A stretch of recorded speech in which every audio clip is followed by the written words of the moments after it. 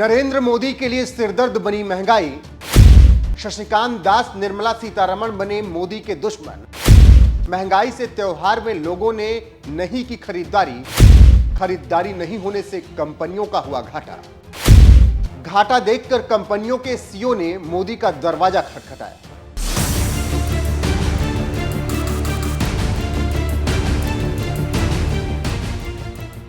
नमस्कार, मैं हूं आपके साथ Rohit.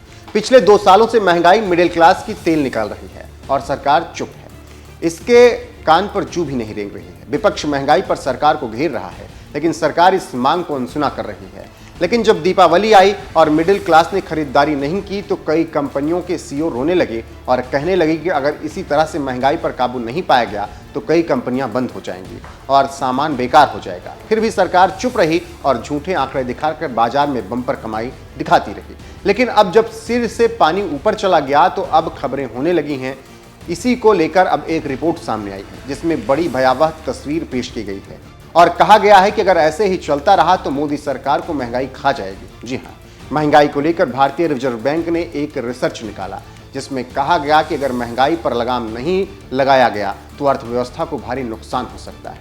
Deputy governor Michael D Patra की अगुवाई में आरबीआई ने अपने रिसर्च में कहा कि त्योहारों के सीजन की मांग और किसी क्षेत्र में सुधार ने अर्थव्यवस्था को हिला दिया है। अब दूसरी तिमाही में जबरदस्त सुस्ती देखने को मिली है। इसी का नतीजा है कि शहरों में लोगों ने खरीदारी और कंपनियों की कमाई और निवेश में कमी आई। मतलब सीधा सा फंडा है कि अगर किसी के पास कुछ एक्स्ट्रा बचेगा नहीं तो वो खरीदेगा क्या। तो अब आप समझ सकते हैं कैसे मोदी के लिए महंगाई परेशानी बन रही है। अब हम बताते हैं कि आखिर महंगाई दर क्या है और क्यों मोदी सरकार टेंशन में है। अक्टूबर में भारत की खुदरा महंगाई दर 14 महीने के सबसे ऊंचे स्तर 6.21 पर पहुंची। यह सितंबर 2024 में 5.49 थी। वित्त मंत्री चाहती हैं कि ब्याज दरें किफायती हों।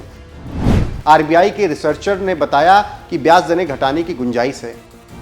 उभरते बाजारों के केंद्रीय बैंकों को वैश्विक चुनौतियों का सामना करना पड़ रहा है। आरबीआई रिपोर्ट की माने तो जब भारतीय बाजारों से रिकॉर्ड डॉलर की निकासी हुई तो रुपया को धक्का लगा और रुपये को सबसे ज्यादा निचले स्तर पर धकेल दिया। अब 6 हफ्तों में विदेशी मुद्रा भंडार में लगभग 30 अरब डॉलर की कमी आई, लेकिन सरकार महंगाई पर कोई लगाम नहीं लगा रही। और यही कारण है कि आर्थिक विश्लेषक कह रहे हैं कि अगर महंगाई नहीं रोकी गई तो सरकार और कंपनियों को भारी नुकसान होगा।